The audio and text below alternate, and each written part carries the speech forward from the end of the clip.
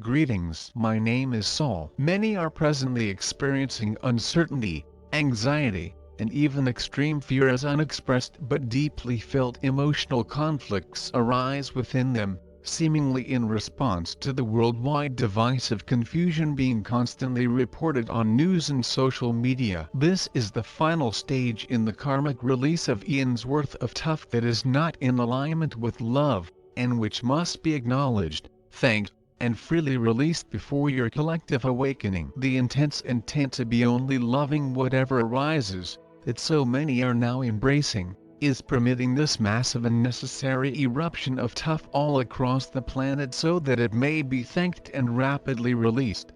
Love is your nature, and that is becoming apparent to increasing numbers of people, thus greatly assisting in revealing the very large number of loving communities that are forming worldwide with the basic intent for all to awaken, accompanied by the intent to accept everyone unconditionally regardless of their beliefs and opinions, as they realize that that is how love always engages. Love unites, and fear divides. As more and more people chose only love, divisions within groups, communities, organizations and nations start to dissolve, and this can be seen all across the world as the motivation to end the present state of chaos, and the resultant conflict strengthens and intensifies. God love for humanity, for every single human without any exceptions whatsoever, is utterly beyond your ability to comprehend. In God there is no judgment or condemnation, there is only love, and love is always unconditional. Anything else is not love. You know, deep within yourselves, that you are one with Mother, Father, God, and that therefore you too are love, but mostly you do not allow yourselves the time to delve deeply enough within yourselves to uncover this truth about yourselves. Even when you set the intent to take the time to do so, you very frequently allow your egos to distract you with thoughts of your unworthiness or even sinfulness, and then focus your attention elsewhere, away from the ego's unreal but very depressing and unsettling self-negating thoughts.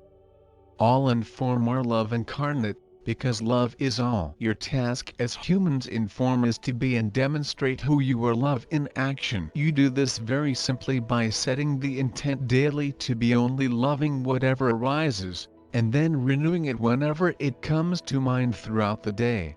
And, you must forgive yourselves whenever you notice yourselves not honoring this intent. You are humans in form, and humans make mistakes because it is part of the learning experience that you chose to undergo when you totally freely volunteered to be incarnate at this final moment in humanity's spiritual evolution, and which is leading to your collective grand awakening. You have all had many earth lives, and therefore many earths where you return to the non-physical realms to assess and integrate what you had learnt, before incarnating yet again to continue learning and to assist others with whom you found yourselves in any kind of relationship. The whole purpose is to awaken, and to know yourselves as you truly are one with Source.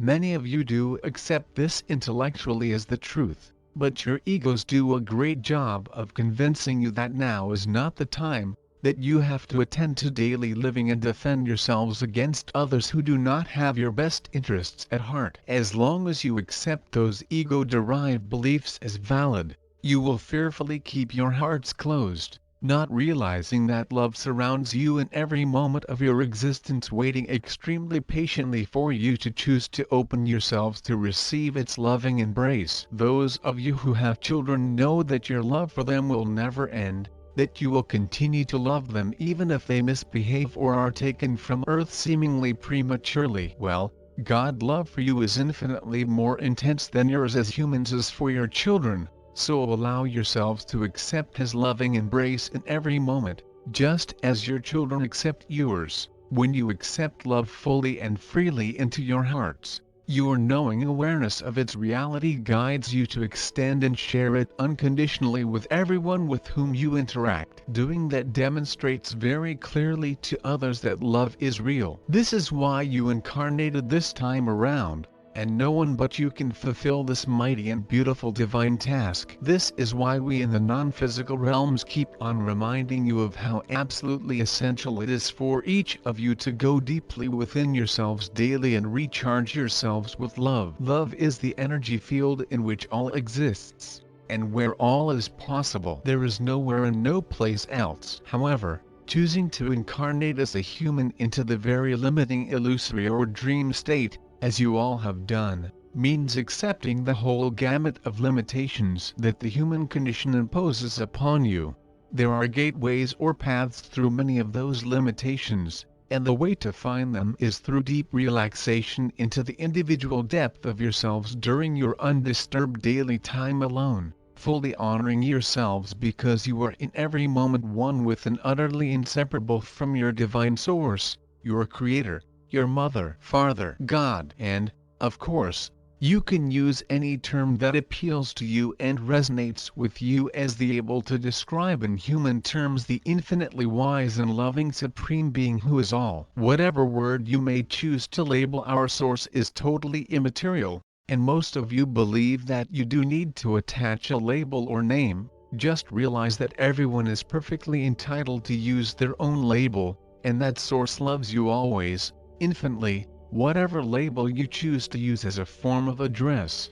Mother, Father, God cannot be offended, being infinitely free and unboundedly lovingly self-accepting. When each of you chooses to engage with life with complete honesty and integrity, you too will find yourselves in a state of self-acceptance, and others' opinions of you, either good or bad, will not influence you at all solely because you are being true to yourselves. Doing this is to trust in your individual sovereignty, bestowed upon you by God at the moment of your creation, and which is eternally unchanging. You are as God created you. There is no other aspect of you. You are, and in that you are eternally one with Source in exquisite flawless perfection. Rejoice in your perfection, knowing that you cannot and would not wish to attempt to improve on God's utterly perfect creation. You, with so very much love, Saul.